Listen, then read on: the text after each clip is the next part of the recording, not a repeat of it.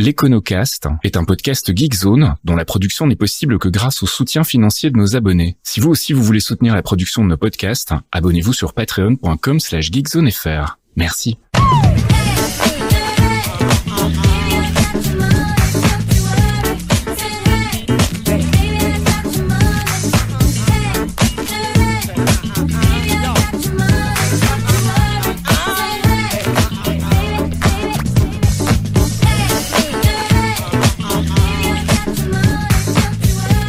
Bonjour Geekzone et bienvenue dans un nouvel épisode de l'Econocast, le 8e. On va parler cette fois-ci de la décroissance avec mon ami expert en finance et en économie, Mickaël Vincent. Salut Mickaël. Salut Faskil, bonjour à tous. Alors tu voulais remercier en particulier quelqu'un pour cet épisode puisque y a une personne qui t'a quand même pas mal aidé à bosser le sujet de la décroissance. Oui absolument, il s'agit de mon ami Léa Das-Neves-Bichot qui bosse sur le sujet de la décroissance chez EELV et j'espère ne pas trop trahir sa pensée aujourd'hui. Alors on voulait juste rappeler en début d'émission que déjà, si vous voulez nous poser des questions, si vous avez des sujets que vous désireriez qu'on traite, vous pouvez le faire via le forum de Geekzone, tout simplement. Venez commenter les épisodes en cours ou alpaguez-nous sur Twitter. Et puis, ou sur Mastodon. Ou sur Mastodon. Et puis tu voulais aussi parler d'un épisode qu'on prépare qui sera une sorte de FAQ. On se disait peut-être pour marquer le coup des 1 an, ou on verra, c'est pas encore gravé dans le marbre, mais allez-y, adressez-nous vos questions et on fera un épisode qui adressera un petit peu toutes vos interrogations sur des sujets qui par exemple méritent pas un épisode complet, mais où on peut faire des questions en mode rafale. C'est un truc qu'on envisage, donc allez-y. Et on verra si on récolte assez de questions pour faire ce genre d'épisode. Voilà, de manière générale. Donc, si vous avez des idées de sujets, n'hésitez pas à nous les communiquer. Et puis nous, on verra derrière si ça mérite un épisode entier ou si on peut inclure ça dans cette FAQ à venir. Alors, on va donc parler aujourd'hui de la décroissance. Comme d'habitude, on va commencer par une petite définition un petit peu scolaire. Elle a été piochée chez Wikipédia. La décroissance, c'est un concept politique, économique et social prônant une réduction de la consommation. Né dans les années 70, il s'appuie sur l'idée que la croissance économique, mesurée par des macro-indicateurs tels que le produit intérieur brut tient donc, ou le niveau de population, ne garantit pas, voire contrecarre l'amélioration des conditions de vie de l'humanité et la soutenabilité du développement. Alors c'est un peu scolaire, c'est un peu austère, mais on va voir qu'en fait, le gros problème de cette notion de décroissance, c'est qu'on a un petit peu de mal à faire une définition unique et sur laquelle tout le monde s'accorde. Oui, absolument. Alors la raison pour laquelle, d'ailleurs, j'ai choisi cette définition très scolaire, comme tu l'as dit, voire même peu digeste comme ça à l'oral, c'était aussi pour contrebalancer avec ce qu'on a évoqué la dernière fois sur la finance verte, qui était un concept déjà un petit peu plus fluide. Là, ici, on est quand même sur un concept politique, économique et social. J'ajouterais également un concept académique, c'est-à-dire que la décroissance, on en entend un petit peu plus parler ces derniers temps, et on y reviendra, mais c'est un concept qui est étudié déjà depuis assez longtemps, et on verra ça dans les origines, par de nombreux chercheurs et chercheuses, des économistes, des gens très sérieux. Le monde académique s'empare de ce sujet-là, donc c'est pas un petit concept, et c'est même mentionné dans le rapport du GIEC qui fait référence. Alors, en vitesse, je vais les lire quand même parce que tu les avais notés dans la conduite et ça me paraît intéressant. Il y a plusieurs définitions donc de ce que tu appelles des penseurs de la décroissance et je propose qu'on les lise quand même rapidement sans rentrer dans les détails, mais juste pour que les gens voient que c'est un petit peu compliqué de s'accorder sur le sujet. Donc, pour Hickel, la décroissance est une réduction planifiée de l'utilisation de l'énergie et des ressources visant à rétablir l'équilibre entre l'économie et le monde du vivant de manière à réduire les inégalités et à améliorer le bien-être de l'homme. Donc, c'est quand même très philanthrope tout ça. Parikh, c'est comme ça que ça se prononce.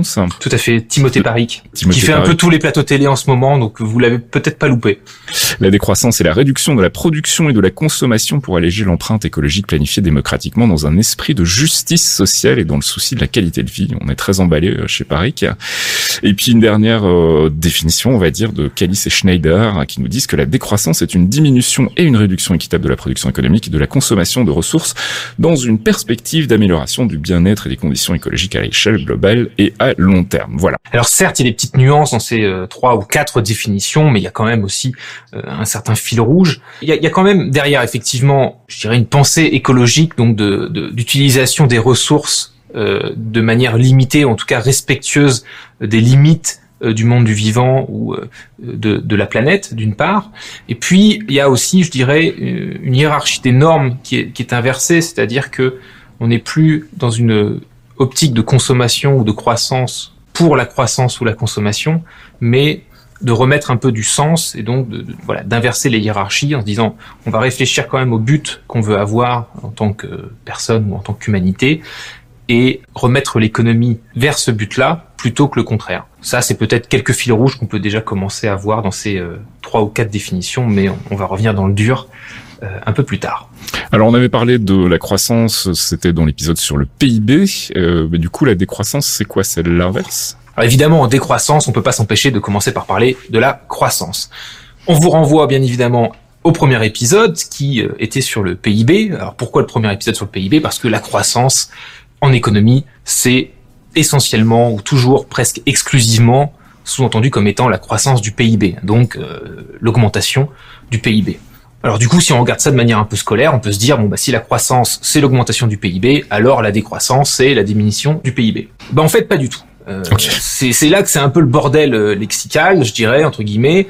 La décroissance c'est pas la même chose que la récession. Alors c'est quoi la récession? Alors voilà, la récession, ça cette fois-ci, c'est pour le coup là, c'est la diminution du PIB. Pour prendre la définition un petit peu plus scolaire, la récession, c'est un phénomène macroéconomique qui désigne un ralentissement du rythme de la croissance économique et, dans un sens plus restreint, plus précis, une chute du PIB sur au moins 2 trimestres consécutifs.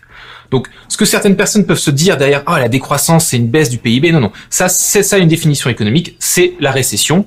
Et la décroissance et la récession, c'est pas du tout la même chose. Il faut donc distinguer la récession, qui est une chute de la croissance qui n'est par ailleurs, en général, non planifiée, qui est complètement subie, et la décroissance, qui ne signifie pas forcément une récession, d'une part, et qui, d'autre part, est planifiée, sélective et choisie. C'est un petit peu ce qu'on avait vu aussi dans les définitions des différents penseurs, c'est qu'il y avait un côté quand même planifié, où on se fixe un objectif et on met les moyens économiques dans la réalisation de cet objectif. Alors qu'une récession, elle, est complètement désorganisée et en général, elle est subie parce qu'on ne souhaite pas avoir de récession dans les schémas économiques classiques. Et à mon sens, pour commencer un petit peu par les mauvaises nouvelles, c'est peut-être le problème principal avec la décroissance, dès qu'on en entend parler, c'est que c'est un mot qui fait un peu peur si on fait pas de pédagogie. Et c'est d'ailleurs un concept qui se fait facilement démonter pour rien sur les plateaux télé, parce qu'on a eu un gros bourrage de crâne. C'était l'objet de l'épisode 1 sur le PIB, c'était de se dire voilà, ça fait près d'un siècle qu'on se dit que la croissance c'est forcément super, et donc c'est très humain. À l'inverse, quand on entend décroissance, de se dire c'est un peu anxiogène, et du coup c'est facile sur n'importe quel plateau télé, même face à un chercheur solide, pour un clown d'en profiter et de dire non, la décroissance c'est la baisse du PIB, ça va poser plein de problèmes, etc. Et par ailleurs, moi à titre personnel, j'ai tendance à pas utiliser le mot décroissance parce que ça peut être un faux ami et ça fait d'abord penser à récession alors que c'est pas la récession, et on peut lui préférer du coup d'autres étiquettes un peu moins anxiogènes et plus ou moins équivalentes, en tout cas très liées au concept de décroissance, comme la sobriété, la prospérité, ou plus simplement la post-croissance plutôt que la décroissance, mais des concepts très similaires et des idées très similaires se cachent derrière ces termes. Alors tu le disais en ouverture de cet épisode, on en parle de plus en plus, mais pourquoi est-ce qu'on en parle de plus en plus? Qu'est-ce qui fait que c'est dans le cœur de l'actu en ce moment? Tu as cité quelques penseurs qui publient de plus en plus sur le sujet, ça a été mentionné notamment dans le rapport du GIEC, mais en fait ça fait aussi l'actu avec la crise de l'énergie. On en a beaucoup parlé dans les épisodes sur l'inflation. On a une crise en termes d'augmentation des prix, mais aussi une crise en termes de pénurie d'accès à certains types d'énergie, et donc et pas que d'énergie d'ailleurs, mais donc les politiques en parlent aussi de plus en plus, s'approprient un petit peu le concept d'ailleurs. Donc on avait pendant le Covid Jean Castex qui avait annoncé la fin de la bamboche, et puis on a eu récemment la bamboche, une pensée pour Gotos d'ailleurs, et on a eu Elisabeth Borne et Emmanuel Macron qui ont annoncé là en septembre la fin de l'abondance, et un plan de sobriété. Et donc je le disais tout à l'heure, la sobriété c'est un concept quand même très très lié à cette décroissance.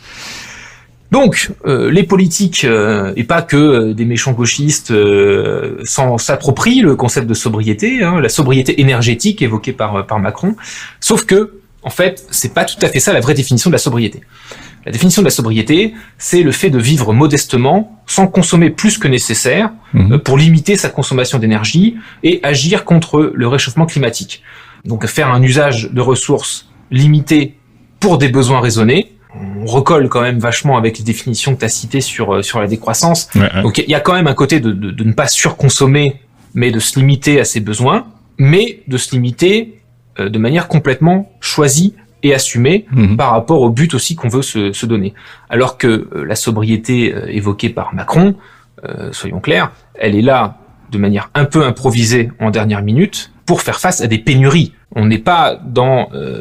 alors ça va avoir des conséquences positives sur notre consommation, forcément, mais en fait, on nous incite à moins consommer, surtout parce qu'il y a un problème de prix et un problème d'accès à l'énergie, et non pas parce qu'on a un projet de changement de société, qu'on soit pour ou qu'on soit contre, par ailleurs.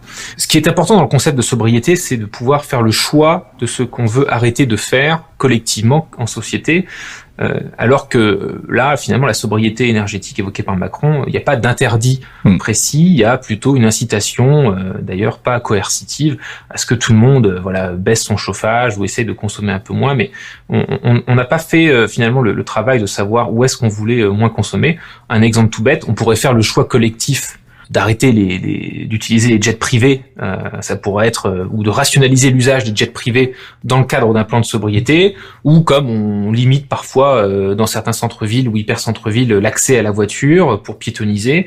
Donc ça, c'est des choix finalement collectifs qui permettent de consommer un peu moins.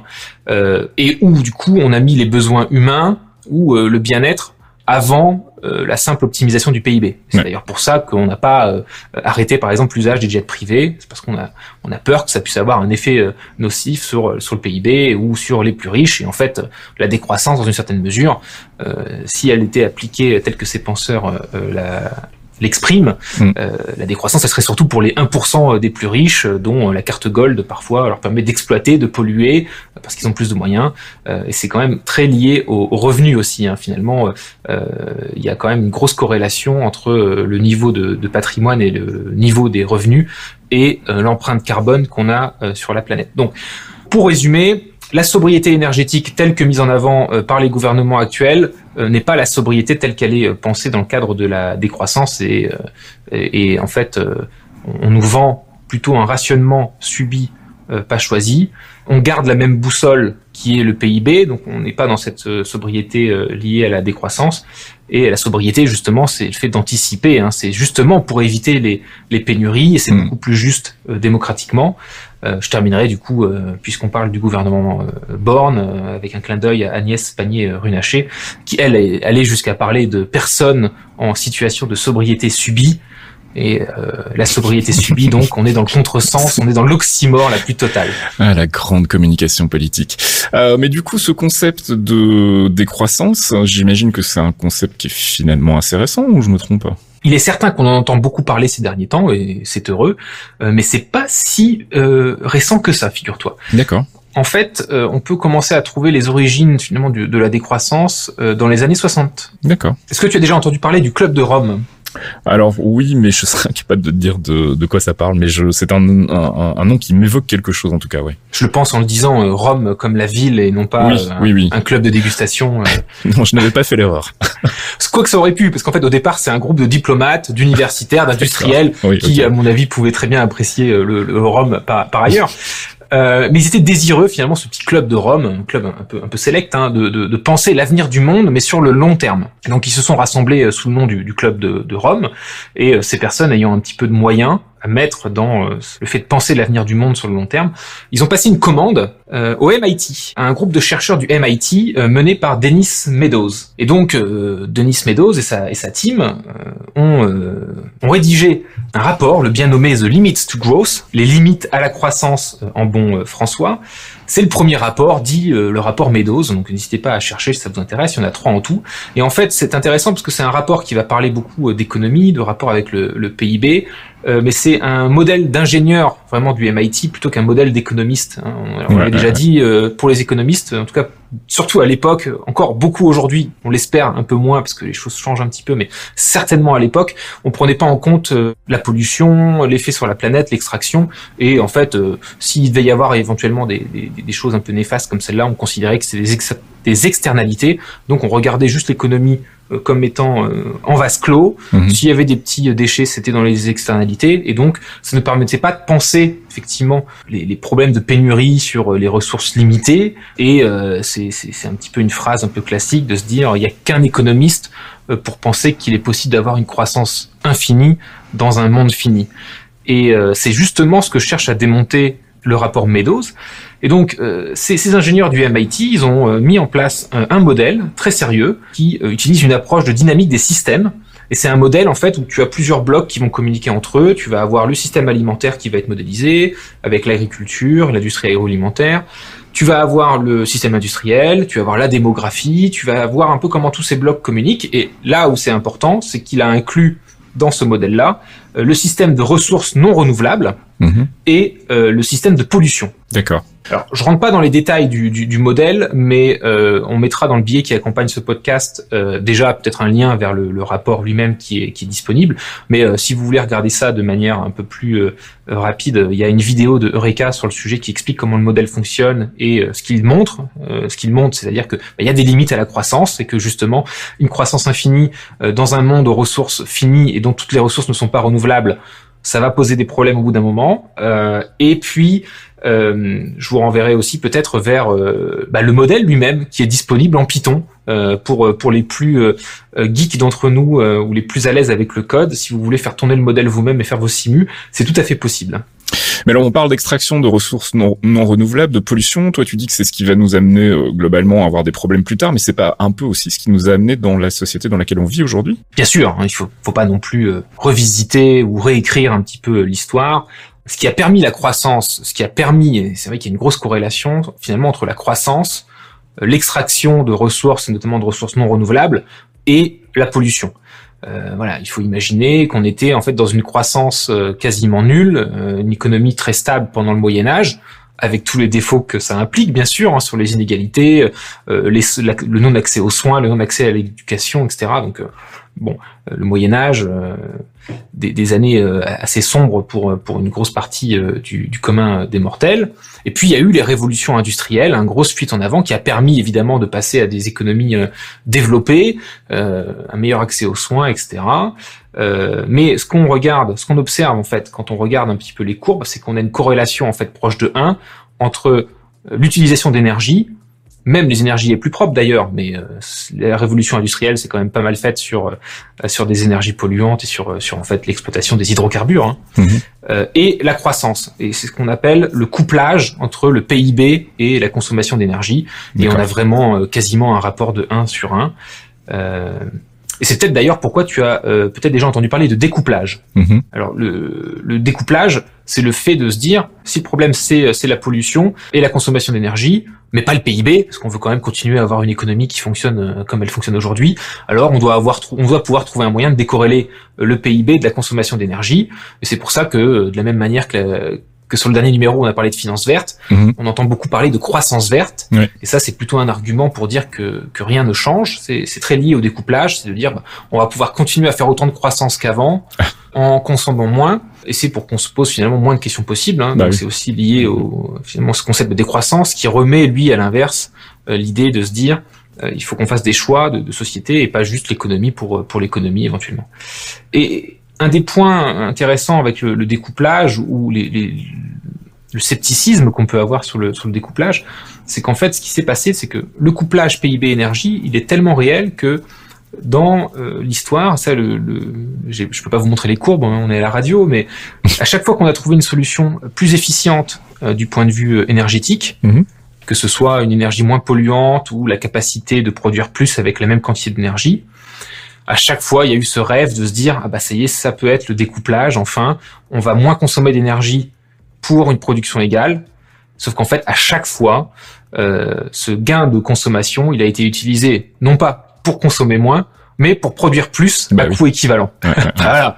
Et donc, c'est là où aussi on peut commencer à voir qu'il peut y avoir comme ça des doutes sur le découplage, en tout cas si on laisse faire, si on se repose pas la question de savoir finalement quelle société on veut. Et c'est pour ça que on est dans cette optique de croissance, encore une fois. Et d'ailleurs, tu voulais recommander un peu de lecture à ce sujet, si je ne dis pas de bêtises. Oui, sur le sujet, parce que là, évidemment, on ne fait que toucher la surface. Je ne peux que vous recommander la lecture du rapport Decoupling Debunked, qui est un rapport en anglais, auquel d'ailleurs Timothée Parrig a participé, et qui permet un petit peu, de revoir un petit peu cette question de couplage et des doutes sur le découplage pour aller plus loin. Alors, on vous linkera bien évidemment tout ça dans le billet qui accompagne ce podcast. On n'a pas fini de parler décroissance parce que là pour le moment on voit plutôt que ce qui se passe en ce moment n'est pas vraiment de la décroissance, même si c'est labellisé comme tel. Mais alors du coup, comment est-ce qu'on fait pour faire de la décroissance qui a un intérêt pour le bien-être de la masse des gens ? Je dirais qu'on peut résumer en liant les deux concepts. On a parlé de sobriété et de décroissance, que finalement la décroissance, c'est pas un but en soi, c'est un moyen vers une fin qui, elle, est la sobriété ou la prospérité, selon les termes qu'on préfère. Donc, comme on le dessinait un petit peu au moment de la définition, c'est l'idée de renverser la hiérarchie des normes. L'idée de la décroissance, c'est pas de faire de la récession pour tout casser et arrêter l'économie, etc. C'est plutôt de se dire, finalement, cette économie, on veut la mettre au service de quoi ? Et arrêter de garder comme boussole absolue l'optimisation du PIB. L'optimisation du PIB, on n'est pas obligé de jeter le PIB d'ailleurs, on peut le compléter, on peut l'améliorer, mais arrêter de dire que l'optimisation du PIB, c'est l'objectif absolu. Et donc, si une fois qu'on s'est dit ça, on s'équipe d'objectifs choisis, liés au bien-être, et ça peut passer par la croissance économique, tant que ça se fait pas au détriment de la nature ou de l'homme. Typiquement, par exemple, se débarrasser d'une grosse partie de la logique extractive et consommatrice pour quelque chose d'un petit peu plus renouvelable, circulaire. Ça nécessite d'avoir une approche aussi un peu plus qualitative que quantitative, puisque ces fameuses externalités, d'un point de vue arbitrage purement économique, ne sont pas prises en compte. Donc, il n'y a pas d'incitation économique à le faire, malheureusement. Donc, choisir ce qu'on veut, c'est ça l'approche qualitative. Et puis, déterminer des objectifs par rapport à ce choix, plutôt que le contraire. Et dans l'épisode numéro 1, on avait par exemple parlé du donut, qui est un moyen aussi d'y arriver, en tout cas qui est un outil intéressant de dire, voilà, on améliore un peu le PIB, et puis on complète avec un tas d'indicateurs, et on arrête de penser que l'objectif c'est de maximiser absolument tous ces indicateurs, mais au contraire d'optimiser ça un petit peu mieux par rapport au choix qu'on se donne pour la vie, pour la planète. Et alors vous allez me dire, oui, mais ça finalement, la décroissance, certes, ça n'a pas la même définition que la récession, mais si tu fais ça, Michael, tu vas arriver à la récession, ça va être la même chose. Eh ben, pas nécessairement, parce que on l'a dit déjà dans le premier épisode, le PIB ne mesure pas tout. Il y a des choses finalement qui sont non monétisées, mais qui sont importantes, qui sont tout à fait importantes et qui nous empêchent, qui nous permettent justement de bien vivre. Donc, il faut aussi adapter les définitions, mais ça veut pas forcément dire un effondrement. Et puis surtout, c'est pour éviter justement de subir les problèmes qu'on a aujourd'hui de type augmentation des prix incontrôlée, de pénurie incontrôlée, qui nous mettent dans des situations où finalement, on doit se serrer la ceinture sans avoir fait les choix et sans avoir anticipé de où on était OK en tant que société pour se serrer justement la ceinture. Et puis en fait, il y a quand même derrière, je me répète un peu, je m'en excuse, le fait que on n'est pas tous égaux face à ça. C'est clair. Et que en général, plus on a du patrimoine et plus on est riche, plus on a finalement le droit de polluer, on s'accorde le droit à polluer parce que le prix n'est pas un problème pour nous, et ça c'est quand même un gros problème parce que l'impact carbone des 1% des plus riches et des 1% des plus gros patrimoines est énorme par rapport à l'empreinte carbone que des personnes comme toi, moi ou nos auditeurs peuvent avoir au jour le jour. Donc c'est quand même aussi lié à ça. Et donc du coup, en conclusion, ce qu'on peut dire, c'est que la décroissance, c'est plutôt un outil en fait. La décroissance, c'est un outil. Et pour terminer peut-être sur une image un peu plus simple, on a vu avec le couplage finalement qu'on est passé du Moyen-Âge à nos sociétés actuelles grâce un peu aussi à cette extraction nocive, mais qui a des conséquences quand même positives pour l'humanité, mais qui nous amène comme ça face aux défis écologiques et climatiques et qui nous impose aussi maintenant de se stabiliser. C'est-à-dire qu'on a eu une transition où on a utilisé beaucoup d'hydrocarbures et qui a posé un problème qu'il faut résoudre absolument et qui nous impose maintenant de nous stabiliser. Il faut imaginer par exemple un corps humain, le mot croissance, il est aussi utilisé pour nous et on n'imagine pas un individu croître toute sa vie. Il y a une période de croissance et puis derrière une période de stabilisation et c'est peut-être finalement l'image sur laquelle je vais vous laisser, c'est que il faut imaginer que avec ces révolutions industrielles et toute cette pollution et tous ces problèmes, on a fait notre croissance et maintenant il est temps de se stabiliser.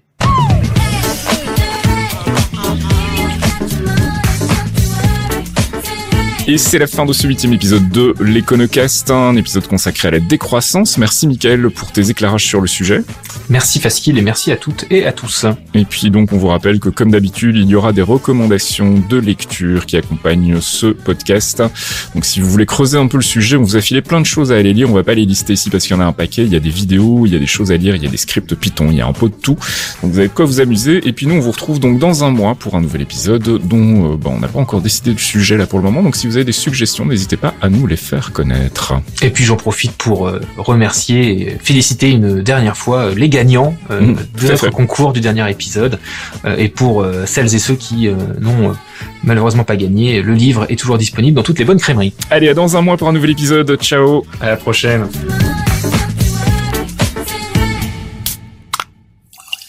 Un podcast signé Fasquille. Fasquille.com. Les Clairvoyants, c'est le rendez-vous mensuel de Geekzone, présenté par Fasquille, Fox Monsieur et Archeon, un podcast d'1 heure sur le MCU, le Marvel Cinematic Universe, des news, du theory crafting rigolo, des focus avisés pour tout vous apprendre sur l'univers Marvel, et bien entendu, un peu de musique. Pour découvrir tout ça, rendez-vous sur geekzone.fr, on vous y attend, amis True Believers.